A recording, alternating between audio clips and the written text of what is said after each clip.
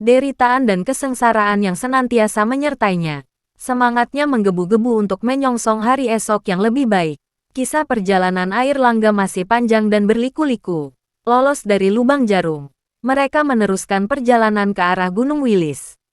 Konon menurut istri yang juga saudara sepupunya itu bahwa di Gunung Wilis ada beberapa mandala dan padepokan yang para resi dan siswanya sebagian besar berasal dari keluarga istana. Di samping itu, samar-samar mereka juga pernah mendengar bahwa salah satunya berada di Makuto. Namun, ke arah mana jalan yang harus dilalui, mereka sama sekali tidak mengetahuinya. Tidak ada satupun petunjuk yang dapat mengantarkan mereka ke sana. Padepokan di Gunung Wilis hanya merupakan angan-angan saja karena ternyata mereka sama sekali tidak tahu dan tidak menemukan jalannya. Pernah terpikir oleh air langga untuk pergi saja ke Bali, di samping minta perlindungan, bantuan dan dukungan dari ayahandanya, juga untuk mempertahankan hidupnya yang kini sangat sengsara, dan ingin segera terlepas dari kesengsaraan hidup yang terus-menerus kehidupannya. Namun, niat itu segera diurungkan karena beberapa pertimbangan. Pertama, untuk menuju Bali menyelimuti harus melewati Taumlang. Itu tidak mungkin, karena kemungkinan besar pasukan musuh masih ada di sana, yang berarti hanya akan setor nyawa saja. Kedua, jarak yang sangat jauh dengan kondisi seperti yang mereka alami kini, sangat tidak memungkinkan. Di samping tidak ada bekal sama sekali, juga mereka dalam kondisi yang sangat tidak pantas. Ketiga, air langga harus melindungi diri sendiri dan istrinya. Itu tidak mudah, karena kecantikan istrinya dapat mengubah niat seseorang dari baik menjadi jahat. Di samping itu, mereka sama sekali tidak mempunyai sesuatu yang dapat diandalkan untuk melindungi mereka bertiga. Berita tentang pralaya di Medang sudah pasti sampai ke Bali. Ayahanda Raja Udayana sudah pasti menduga bahwa semuanya termasuk dia sendiri dan istrinya ikut tewas dalam peristiwa tersebut. Kalau tiba-tiba ia muncul dalam keadaan seperti itu, belum tentu ia selamat sampai Bali untuk menemui ayahandanya. Akhirnya, diputuskan untuk tidak ke Bali, tetapi meneruskan perjalanan. Meskipun tidak tahu harus kemana, yang jelas dengan penderitaan panjang yang sangat menyakitkan itu diharapkan Sang Hyang Widi akan membimbing mereka menuju sesuatu yang dapat membawa mereka pada keadaan yang lebih baik. Perjalanan panjang ini sangat menyakitkan dan menyedihkan hati karena hanya kesengsaraan dan penderitaan terus-menerus. Dari hari ke hari berganti minggu, minggu berganti bulan, dan bulan telah berganti tahun, namun penderitaan belum juga berakhir. Bulan madu ke Pulau Bali yang telah mereka rencanakan gagal tersaput pralaya. Bulan madu yang mereka jalani kini adalah pelarian yang tak tentu arah. Lapar, haus, lelah, cemas, ketakutan, dan harapan silih berganti memenuhi angan. Kehujanan, kepanasan, menggigil kedinginan, menuruni jurang dan mendaki perbukitan adalah kebiasaan yang terus mereka lakukan, seperti tidak ada akhirnya. Sudah 1 tahun lebih sejak peristiwa pralaya di Taumlang, rombongan air langga, istri dan Narotama, masih berkutat di hutan belantara, dengan berbagai peristiwa yang menyertainya. Tidak hanya derita saja yang mereka alami sepanjang waktu, kadang juga suka karena adanya suatu kejadian yang dianggap lucu atau menyenangkan hati. Pada sisi lain, yang belum pernah mereka alami tetapi sangat tinggi nilainya adalah kekagumannya terhadap alam semesta ini. Mereka merasakan bahwa alam telah menyatu dengan napas mereka. Tidak hanya air langga, tetapi juga istrinya dan Narotama. Pergaulan dengan alam yang tidak dibatasi waktu karena mereka memang terus-menerus berada di alam bebas, di hutan belantara, dengan makan dan minum dari alam, bahkan tanpa budidaya dan rekayasa. Asli apa adanya karena memang tidak mempunyai peralatan sama sekali, telah membuat ketiganya sangat dekat dengan alam. Ada hubungan timbal balik yang terjadi begitu saja. Daya alam yang begitu besar telah masuk dalam diri mereka bertiga. Terlebih pada diri pribadi air langga. Daya magis dari alam semesta yang diperoleh dari laku yang sangat berat dan sangat lama, penuh penderitaan dan kesengsaraan hidup, yang setiap saat hampir mengorbankan nyawanya, telah menyatu dengan jiwa raga air langga, yang mempengaruhi tingkah laku dan perbuatannya, yang menampilkan sosok seorang air langga yang gagah perkasa, yang berbudi bawa laksana, yang arif bijaksana dan sangat berwibawa. Air Langga menjadi sangat peka, lahir dan batinnya. Suara-suara alam yang selama ini belum pernah didengarnya atau didengar tetapi tidak luput dari perhatiannya, kini setiap saat dapat didengar dan dirasakan dengan lebih jelas.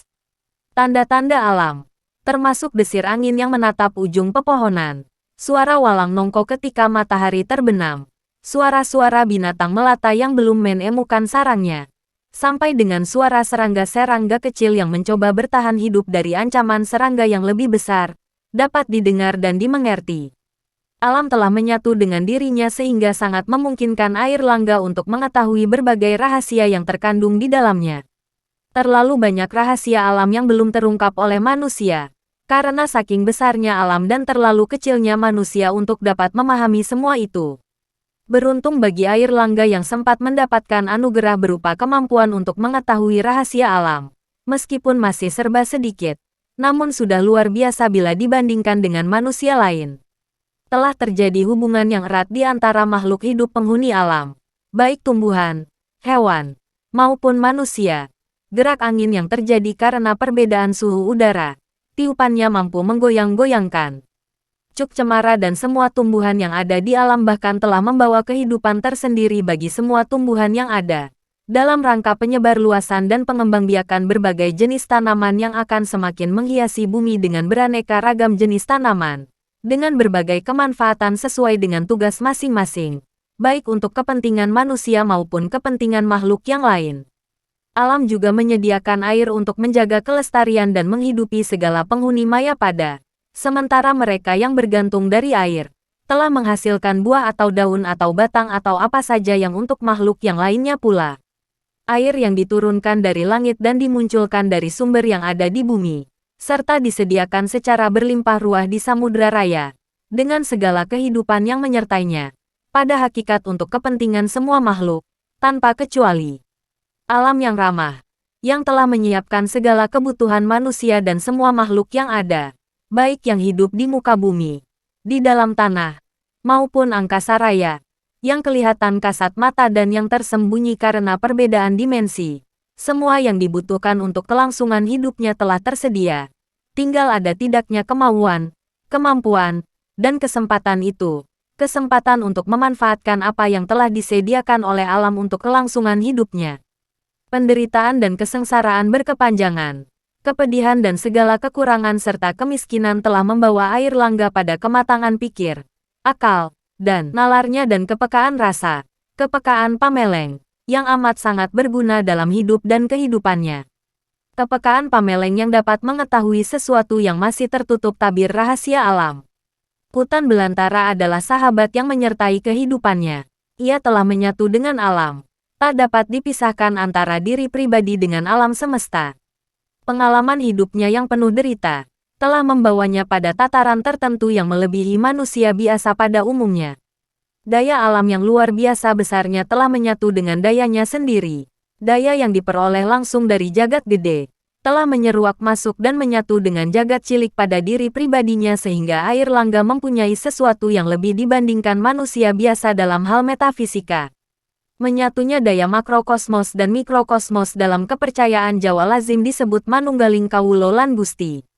Di tengah pelarian dan pengembaraannya, Air Langga semakin sering melakukan semadi, ritual mengonsentrasikan pikir, akal, nalar, rasa, dan jiwa pada satu titik menuju sinar putih Sang Hyang Widiwaseso yang menguasai alam itu sendiri sehingga pikir, akal, dan nalarnya, pandulu, pangrungu, pangganda, maupun pangucap benar-benar terjaga dengan baik, yang menjadikan Air Langga seorang yang linuwih, mempunyai kelebihan-kelebihan yang tidak dimiliki oleh manusia. Semadi telah membuat Air Langga memperoleh ketenteraman batin, ketenangan jiwa, dan kesehatan fisik. Patrap semadi yang tepat senantiasa diakhiri dengan perasaan lega, dengan badan yang sangat segar, sangat puas, seakan tiada beban sama sekali meskipun sebenarnya ia sangat menderita secara fisik. Pada malam hari ketika istrinya dan Narotama sudah lama terlelap, Air Langga semadi selama berjam-jam, berusaha menyatukan diri dengan kebesaran alam, dengan anugerah Sang Hyang Widi yang telah melimpahkan berbagai kenikmatan hidup, berbagai kebutuhan hidup manusia, dan semua makhluk yang ada di bumi dan di angkasa raya. Rasa syukur yang telah menyatu dengan kesadaran rasanya disampaikan kepada Hyang Moho Waseso. Syukur yang sebenarnya karena ia merasa dilahirkan sebagai manusia yang mempunyai banyak kelebihan dibandingkan makhluk hidup yang lain. Terlalu banyak yang telah disediakan oleh alam untuk manusia termasuk dirinya. Itu semua patut disyukuri. Dengan harapan agar Hyang Moho Widi akan melimpahkan berbagai kenikmatan hidup, kebahagiaan dunia dan hidupnya setelah mati nanti. Air Langga benar-benar merasa bahwa dia sebagai manusia yang lemah tak berdaya, miskin tak berharta, hina papa, tak mempunyai kekuasaan dan tak berkuasa atas apapun.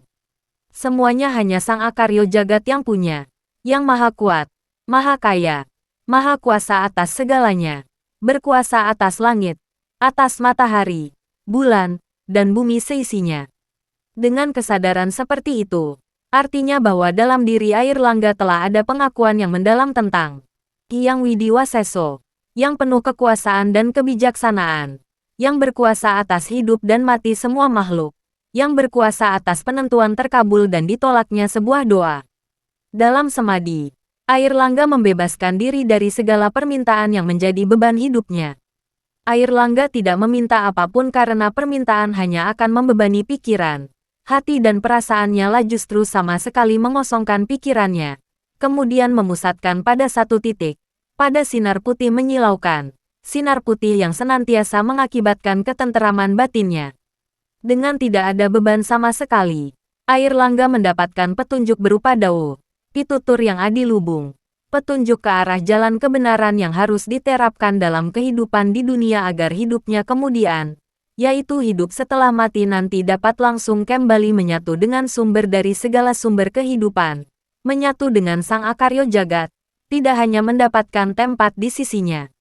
Beliau terlalu besar sehingga saking besarnya, sudah tidak ada lagi tempat di sisinya, tetapi justru dapat larut di dalamnya. Jiwanya telah bersih suci, yang sangat memungkinkan dengan Sang Akaryo Jagat yang telah membimbingnya secara otomatis pada tingkah laku dan perbuatan terpuji sehingga pada kehidupan setelah mati nanti, diharapkan akan dapat larut dengan sempurna, serta kembali dengan mulus pada pusat sumber itu sendiri, serta dapat dengan lancar, bebas hambatan ketika melalui berbagai terminal sebelum mencapai kesempurnaan.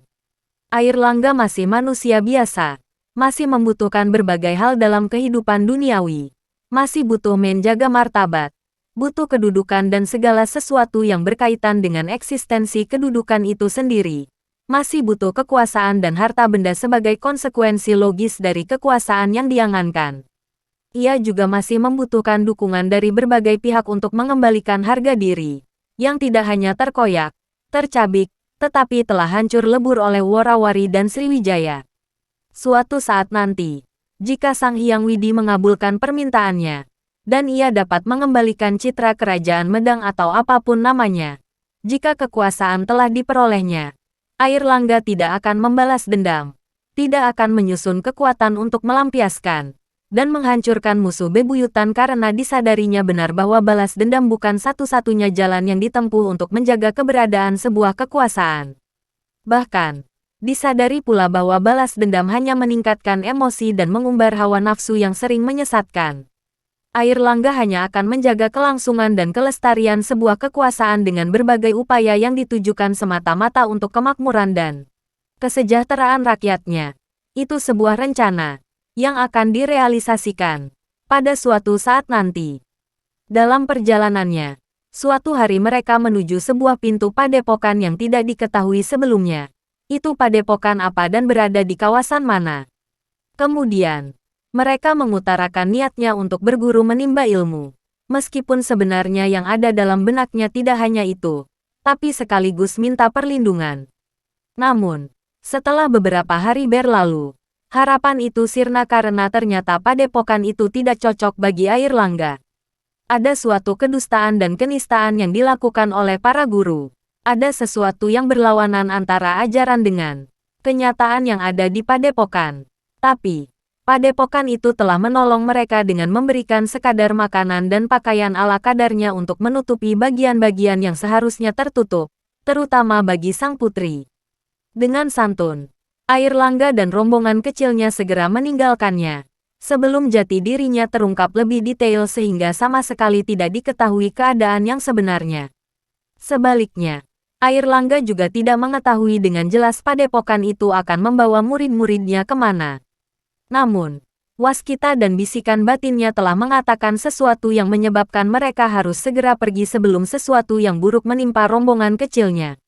Tidak cocok dengan padepokan pertama. Dengan memakan waktu selama berbulan-bulan dan mengalami berbagai kejadian yang pada intinya senantiasa penuh penderitaan, akhirnya mereka menemukan padepokan lain yang tempatnya sangat jauh dari pusat kerajaan. Medang kemudian diketahui bahwa itu di daerah Wonogiri. Kondisi bangunan padepokan ini lebih mewah dibandingkan dengan padepokan pertama dulu. Namun, kali ini pun tak ubahnya sebagaimana padepokan pertama, bahkan terkesan lebih urakan. Padepokan ini dirasa tidak cocok bagi Airlangga dan rombongannya. Untuk kedua kalinya mereka harus pergi daripada telanjur larut dalam keberangasan dan kenistaan. Larut dalam satu keadaan yang semakin menjauhkannya dari apa yang menjadi cita-citanya. Menghadapi pengalaman dari dua padepokan yang tutup luarnya sama yaitu kesucian. Namun di dalamnya tidak pantas disebut sebagai tempat kegiatan belajar mengajar tentang budi pekerti luhur dan keutamaan mendapatkan kesucian. Membuat Airlangga hampir-hampir putus asa, hampir patah semangat. Rombongan kecilnya tidak mencari dukun atau orang pandai atau apapun istilahnya, untuk mengobati sebuah penyakit atau minta tolong untuk memecahkan suatu permasalahan rumah tangga, atau menginginkan dengan imbalan jasa tertentu atau sejumlah uang. Mereka tidak punya uang atau apapun untuk membayar harga sebuah jasa. Kalau memang demikian kenyataan yang ada, tidak mungkin dia akan memperoleh ilmu dan dukungan untuk mengembalikan pamor kerajaan Medang, kedaulatan Medang. Ia tidak mungkin mengembalikan kerajaan yang sudah tinggal puing-puingnya saja itu. Ataukah memang begitu garis yang telah ditetapkan oleh para dewa untuk dirinya? Apakah sebagai seorang anak muda, dia harus menyerah kalah pada kenyataan dan keputusasaan? Mereka tidak tahu perkembangan keadaan dan tidak pernah mendapatkan cerita dari siapapun tentang kerajaan Medang. Mungkin Medang sudah dikuasai musuh. Mungkin pembesar dari kerajaan Worawari yang kini memerintah di Medang. Mungkin Medang sudah diganti dengan nama lain. Mungkin kerajaan Wengker yang kini menguasai Medang. Mungkin kerajaan kecil lainnya sebagai raja bawahan Medang yang kini berkuasa di sana. Mungkin juga tak seorang pun yang berkuasa di Medang. Dan kerajaan dibiarkan kosong dari kekuasaan karena istananya telah hancur lebur rata dengan tanah. Atau kemungkinan-kemungkinan lainnya yang tidak dimengerti oleh Airlangga dan rombongan kecilnya.